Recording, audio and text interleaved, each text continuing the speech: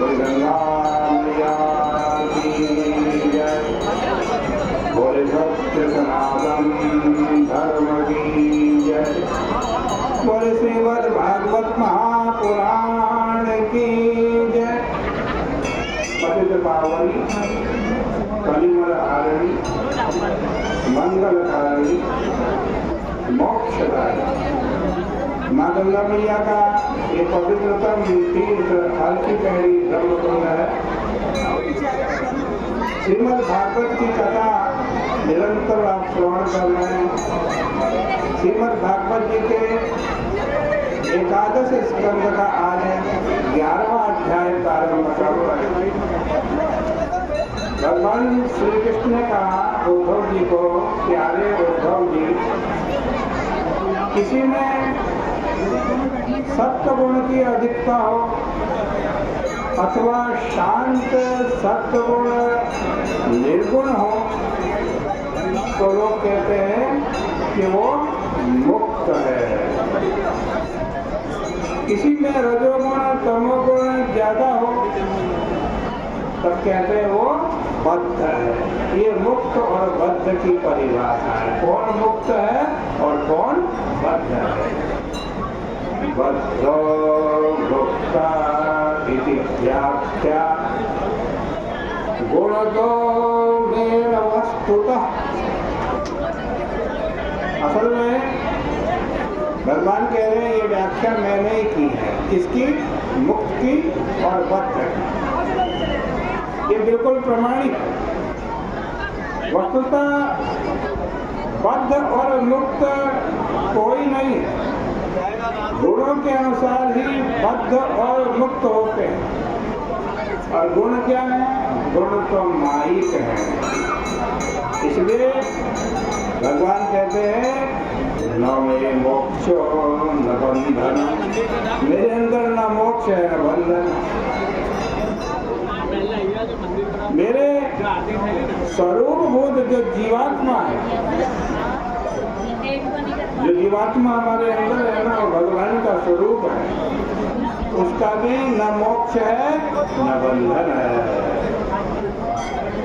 क्यों होता है बंधन? इस देहाभिमान के कारण। देह में अभिमान करने से ही माया अथवा अविद्या के कारण शोक, मोह, दुख, सुख आदि होते हैं।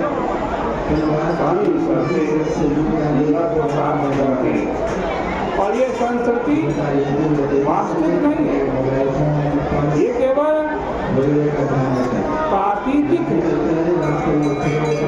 भगवान कह रहे हैं ये दोनों मेरे शरीर हैं, विद्या भी मेरा शरीर, अविद्या भी मेरा शरीर। इससे मोक्ष और बंधन होते हैं। मेरा एक ही जीव जब तक अविद्या में रहता है तब तक तो अपने को बद्ध और पृथक देखता है। लेकिन जैसे उसे विद्या प्राप्त हो जाती है तो वो अपने आप को मुक्त देखने लगता है। देखो बद्ध मुक्त में क्या विलक्षणता है। ये दोनों एक ही शरीर में स्थित होकर नियम में नियंता के रूप में रहते हैं। स्थितियों एक धर्मिणी।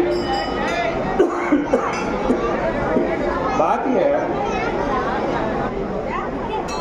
एक पक्षी है, वो एक पेड़ पर बैठा हुआ है। दो पक्षी हैं, वो एक पेड़ पर बैठे हैं।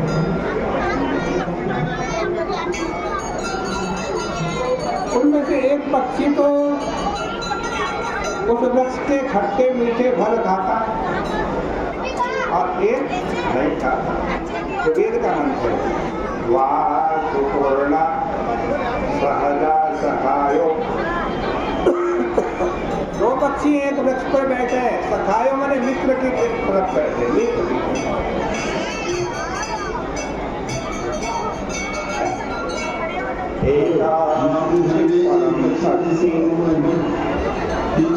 उनमें से एक पीपल के वृक्ष का फल खाता है खट्टा मीठा,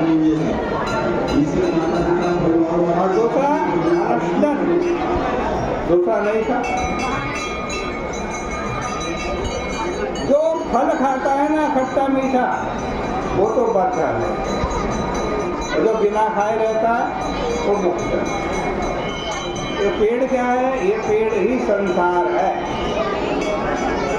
इस संसार के जो सुख दुख रूपी फल है, वो जो खाएगा वो तो बद्ध हो जाएगा, और जो इन फलों को नहीं खाएगा न सुख से प्रभावित होगा न दुख से प्रभावित होगा, वो मुक्त होगा। यही मोक्ष और बंधन है भाई। देखो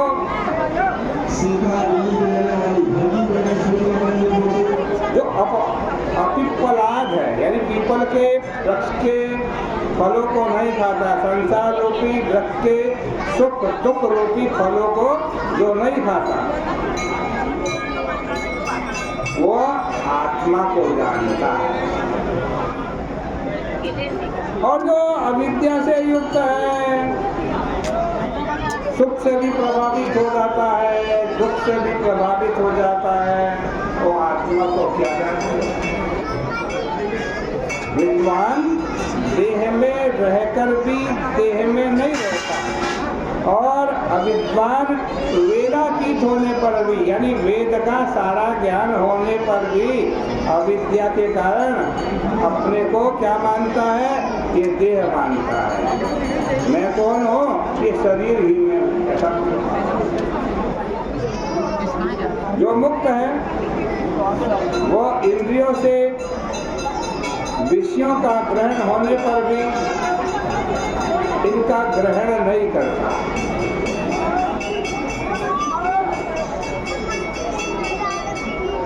मैं इनका ग्रहण करता हूँ। जो ऐसा अभिमान कर बैठता है, मैंने फल खाया, मैंने मिठाई खाई,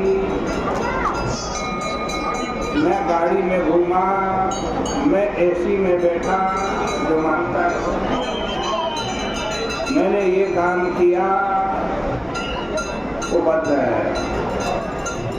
और जो इन सब चीज़ों से प्रभावित नहीं रहता, गर्मी हो सर्दी हो, सुख आए दुख आए, खाने को बढ़िया बढ़िया माल मिले या रूखा सूखा मिल जाए, इससे इसके ऊपर कोई प्रभाव नहीं पड़ता। जिसका ध्यान उस परमात्मा है वो मुक्त है।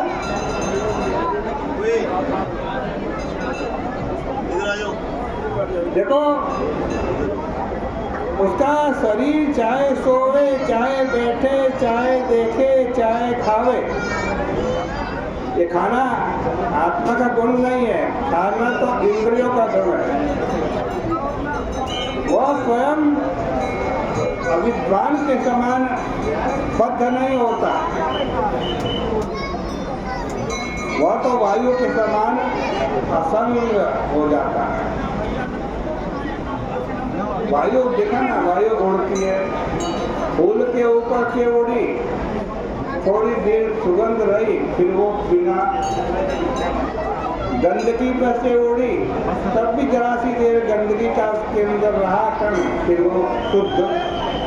ऐसे ही मुक्त रहता है, उसके ऊपर न गंदगी का असर, न खुशबू का असर, न सुख का असर, न दुख का असर।